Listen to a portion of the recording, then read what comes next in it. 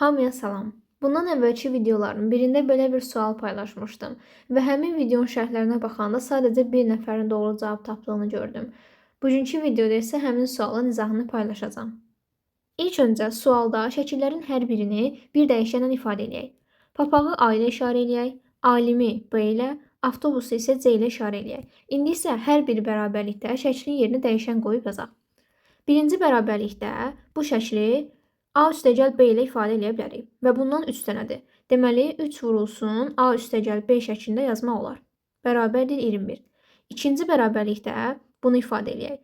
Avtobus və alim. Alimi B ilə, avtobusu isə C ilə işarə eləmişdik.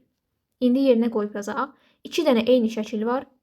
2 vurulsun B üstəgəl C, üstəgəl 1 dənə papaq və alim, yəni A üstəgəl B.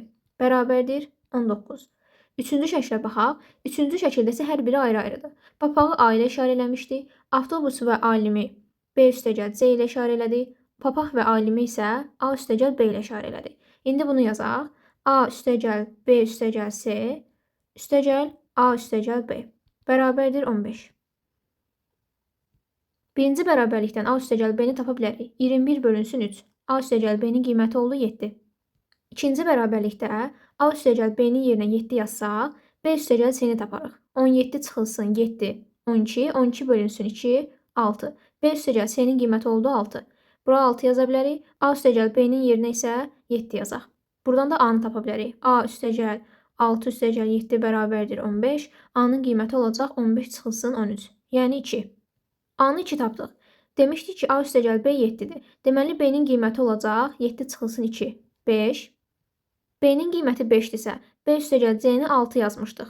Onda C-nin qiyməti olacaq 6 çıxılsın 5, yəni 1. İndi isə sualı tapaq.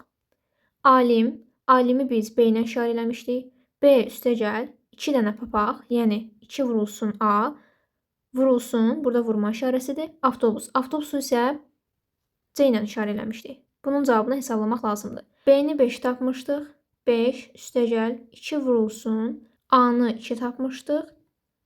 C-ni isə 1 tapmışdıq. Bərabərdir 5 üstəgəlinsin 4, yəni 9. Doğru cavab olur 9.